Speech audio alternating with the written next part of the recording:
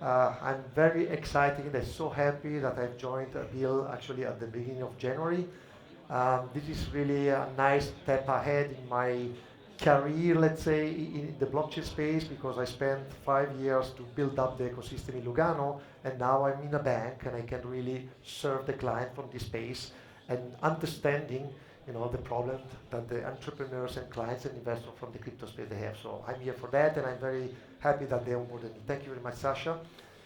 So today we are trying to understand a little bit the institutional allocation in digital assets and to understand if we are still in an exploring situation or really starting investing and allocating this kind of new asset class. There are so many opportunities today. We just don't have only cryptocurrencies. We have digital bonds. I'm the happy issuer of $500 million digital bonds here in Lugano. You have tokenized real-world assets. You have native digital assets. You have Web3 apps. There is so many new products coming in that is really interesting to understand if the institutional investor really take a look to this. In fact, when you want to invest in new asset classes, you need data to understand if you are investing in the right way. So we have here a specialist on data and transparency. So let's see if the interest is really growing and where we are going in the future. So we have here with us Robby, Martin, and Daniel. Please briefly introduce yourself. Tell us who you are, where you come from, very briefly, and what you do with your company. Sure, I'll start from this end then. Hi, I'm Robby. I run investments at Animoca Brands. We build products in Web3, both consumer and institutional financial services products.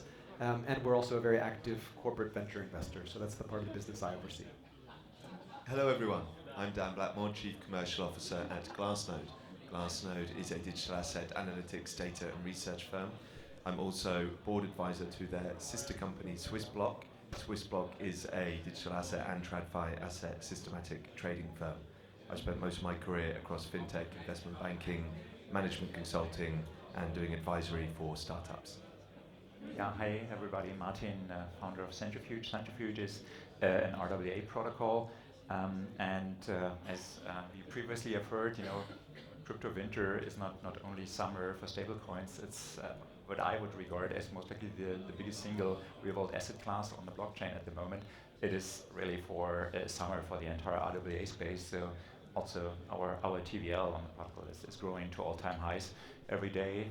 It's a different world, but we also see that the use of the technology is starting to be disconnected from crypto as one use case for the technology. By the way, I think last year we were in the same panel here, right? Now I took another photo. You did. But it's very great to be here with you again. Thank you, Ryan, for the introduction. I actually invite you to meet them after, during the lunch, and do questions because I don't think we have time for questions because it's really tight. But please talk to them because they're all very high-level professional in the sector with specific sectors. So take the time to talk to them. Let's start with Robby. So you invest in Web3 projects and companies. Yes. Where you see is the most institutional interest today? Are we talking about infrastructure, tokenized assets, or digital bonds, or cryptocurrencies?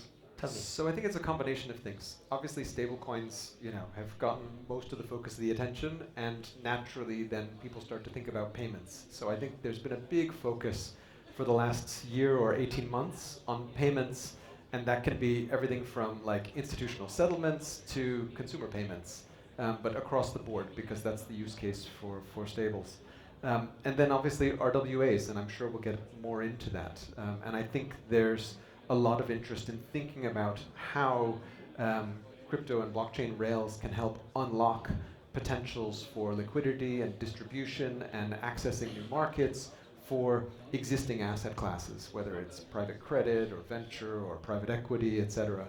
And so we're spending a lot of time on that ourselves. We're focused actually on US home equity loans as a category for that for the moment. But I think definitely that's where we see most of the activity from institutions. Okay. And do you think that this real-world asset tokenization is a revolution or just an evolution of, let's say, normal traditional assets that now we are just doing in a different way? I think it's a little bit like when we think of the sort of first generation of the internet. the idea that you could start to instantly communicate with people all over the world at the same cost, let's say, whereas I used to make a telephone call to China that was much more expensive than the one that I would make to, across my own country. I think we're seeing the same flattening of cost structures and infrastructure, and that's very, very exciting.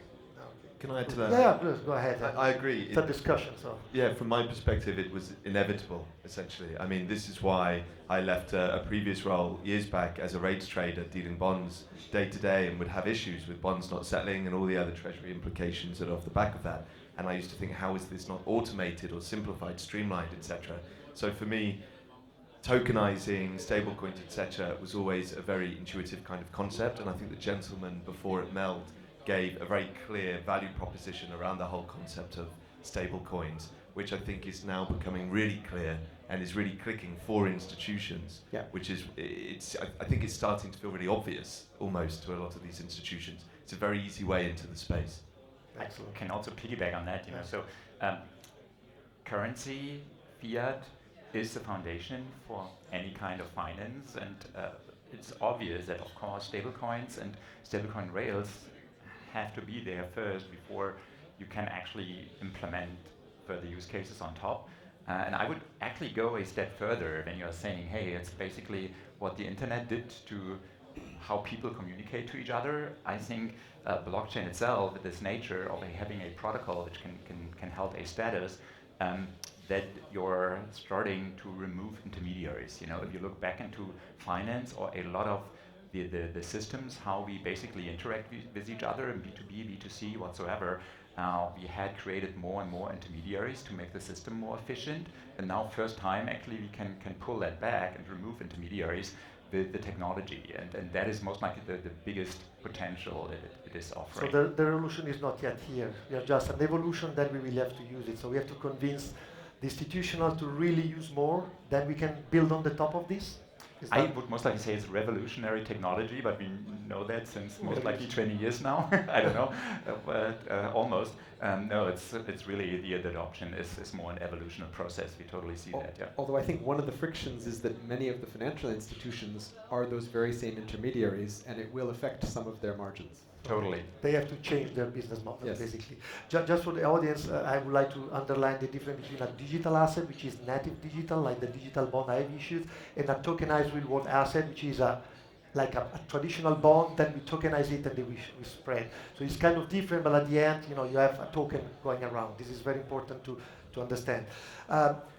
Martin, yeah, let's say, you platform tokenize real world assets, and then you also have a native Web3 asset management. So do you see allocation from institutional happening already, or is really just slowing down? And if it's happening, it's more like in tokenized traditional assets or more in cryptocurrencies. What is your opinion here?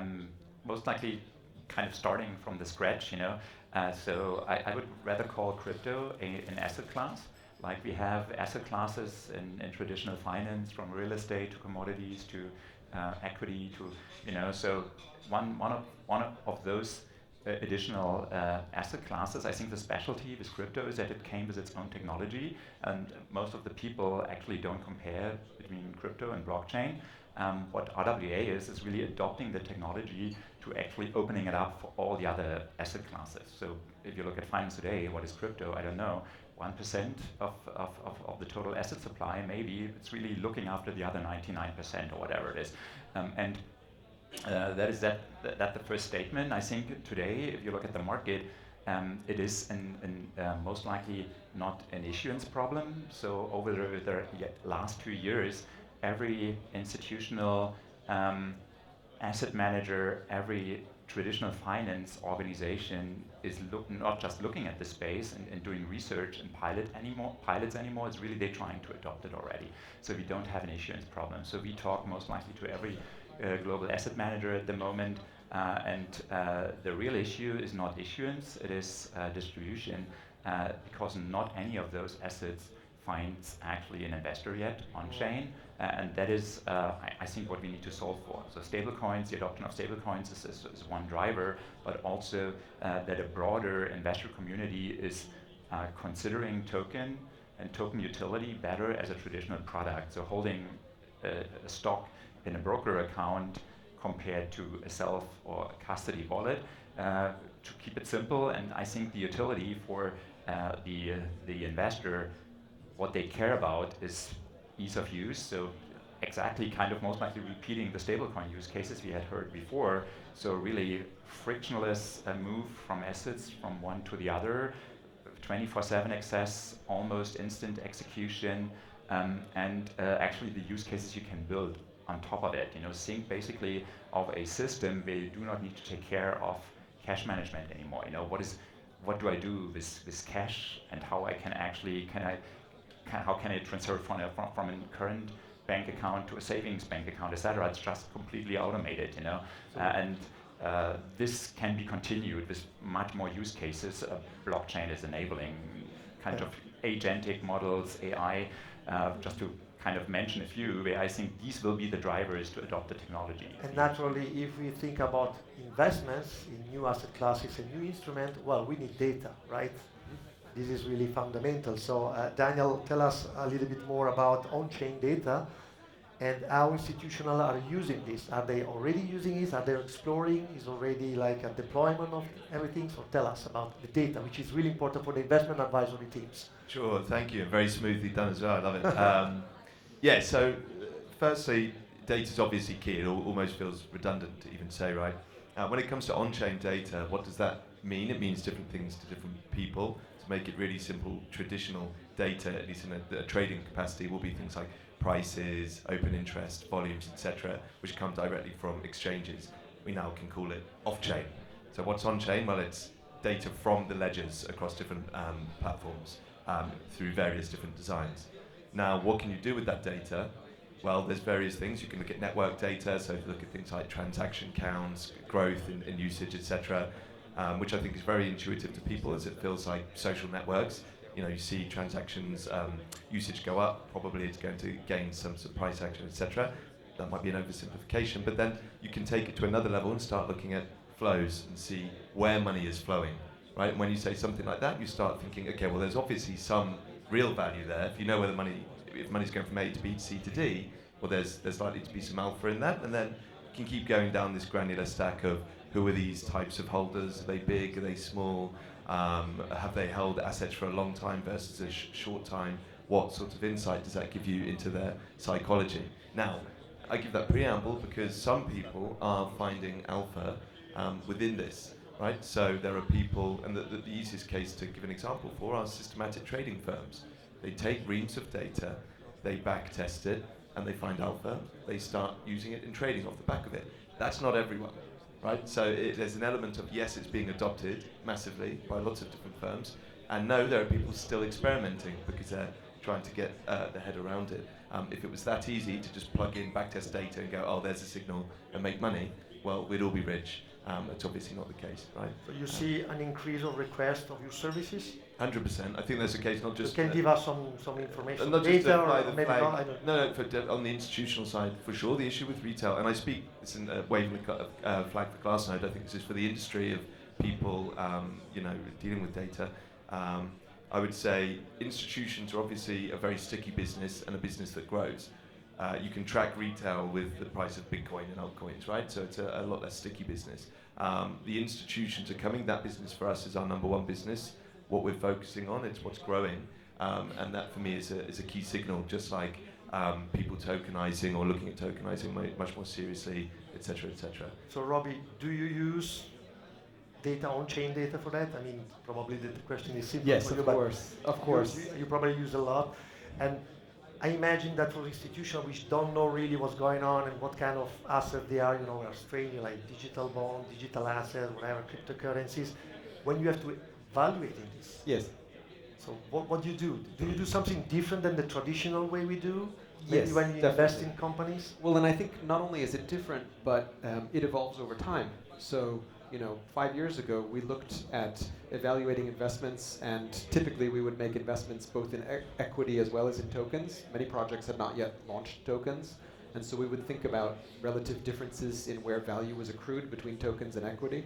And then nowadays, increasingly, as we've seen the market for perps explode, and perp volumes are 5-10 times the volumes on spot these days, we have to think about our liquid token positions and think about what the funding rates are for the perps, as the sort of spot token becomes an engine or a flywheel for a perp business.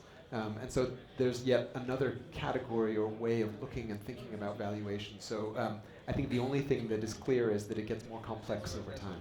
So we have here some institutions here. So what is your suggestion to create this knowledge to evaluate these new assets in a different way as they are used to? Sure. Maybe they don't have the people there.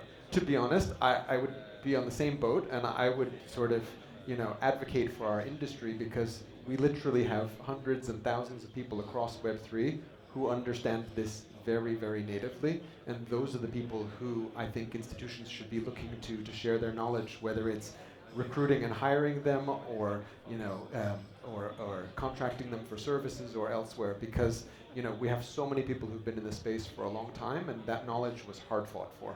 And probably don't post, we look somebody with 20 years of experience. No. Well, there is not. But 5 is good. 5 is good. Okay. So Can I just add, please go ahead. This topic we've got to be careful with.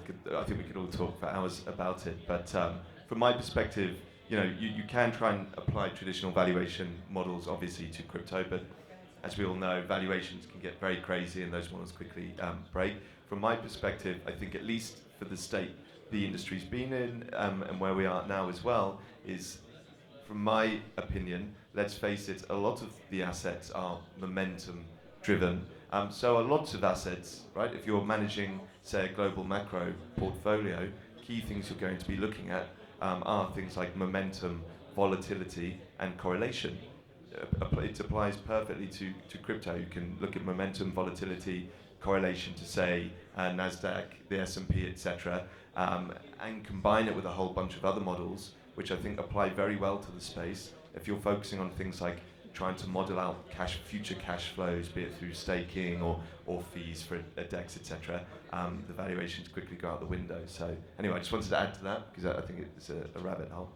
So Daniel, let's continue with you. What about transparency on the data on chain? Is it this important, like it is in the traditional? Yeah, I mean, I think it's inevitable that it's going to augment the space, right? If we're going to institutionalize, we need the appropriate frameworks, standards for transparency. The easy answer is, everything's going on chain and everything's transparent, and that's great, right? That's obviously not a good answer, because we don't want everything transparent all of the time. You don't want a hedge fund having its positions public, right? That's not a good idea. So the question is more, I suppose, or the answer is, to what extent and how long will it take? Going back to a similar analogy the gentleman used earlier, moving from stone tablets to paper and onwards, I feel like that's a bit the case now with the difference between off-chain and on-chain data. It's like moving from paper to, say, digital-based methods, and that takes time. That won't happen overnight. So I think bit by bit we'll see developments in the space there. So Martin, why digital assets are a good alternative, an interest for institutional today? So what is missing also to push them to really adopt more? Because I feel we are just at the beginning. So it's all about distribution, So I think everyone is considering that tokenization is taking off, but is a little bit hesitant to fully adopt the technology before they see distribution. That's the usual headache issue, So I only build charging stations for EV cars if there are enough users and enough electric-driven vehicles out there to be charged. And that is kind of, this market dynamics exist for every new market. And that is also where you see kind of, the pendulum swinging forward and back, and also the momentum in the market is changing from kind of, more demand, more supply-driven back and forth. And that's exactly where we see that market moving. It's just that the speed of adoption is accelerating. Those cycles getting shorter and bigger. So it's really like these functions are accelerating, and that is the good sign. I think the technology itself, I think coming to these points, is ready yet, to the extent that most likely privacy will be a bigger thing in the future, and how you can actually through. So today on blockchain, everything is transparent. I can exactly know where any transaction is going. There's maybe a mixer like Tornado and then obscuring what's going in and out, but most of it's really transparent on the blockchain. And then you have rare solutions with ZK proof, etc., not really being used yet. And that really needs to get into something which is still completely compliant, can be used with protecting privacy, but also IP on the data. Something we do, by the way, with our index product. And that turns into something where blockchain will not be transparent anymore, but it will be creating a verifiable proof of the underlying. That is, I think, also what you will provide. I think in the long term, kind of data remains off-chain or is kind of hidden on the blockchain through technology like zero knowledge, but you are able to provide access and prove with the access that the data is right. If I'm not mistaken for the distribution, which is really important, I think the New York Stock Exchange or the Nasdaq is building up a full, exchange, new exchange based on blockchain, so where you can exchange token 24 hours a day, 7 days a week. So this will be the big next step, I think. And then once you get this, everybody will just tokenize and transform into the digital world, the real world assets, and then it's done, I think, right? Exactly. Yeah. We have really 3 minutes left. 1 minute each to say where are we going in the next 3-5 years. What will happen? What is the primary driver for institutional to really adopt this? 1 minute. I think the driver will be regulation, and regulation actually being able to allow business models which are more on-chain and not just duplicating what's off-chain, or you need to parallelize it. You have a transfer of ownership off and on-chain. On-chain is good enough. And then there is institutional money moving on-chain, and if that has happened, I think the cookie crumbled, and we are having more assets on-chain than off-chain in 5 years. Daniel, what do you think? If I may, I'll change the question slightly. For me, rather than speculate on drivers, I think a lot of this is simply about the time it takes to adopt new technologies. One analogy I use, and I think from my own life, is remember when the iPhone came out in 07, 08, something like that. And I think how many years it took for me to get one. I think I was a student with no money at the time, that's beside the point. But my real point is, I think when did my mum get an iPhone? I think it must have been something like 2018, right? Maybe that's just my mum can't use technology, but I think everyone in this room probably has a similar answer. It took 10 years for a lot of people to adopt the iPhone, for it to hit real scale. And that was clearly a brilliant piece of technology. This is much more nuanced, much more difficult to understand and implement. We're talking about layers of finance. So I think, regardless of what the drivers are, time is a key factor in this. I'm going to go with cost, and I'm going to steal an example from Jenny Johnson at Franklin Templeton, because she gave a great analogy. She said, look, in my traditional business, I need to sell a product to a client for a minimum of $500, because otherwise I lose money. I can't afford to sell a product for less than that. But now she has a tokenized product, and she can sell that to a client for $5, and she can still make money on the product. And I think that ultimately, the fact that it's better, faster, cheaper will prevail. Wonderful. So if I can wrap up a little bit, we need data, transparent data and good data, on-chain data. We need somebody who understands how to invest and analyze this, and we need a platform who really can tokenize everything, and then we put all this together, we shake, and we go on. Thank you very much. Thank you very much.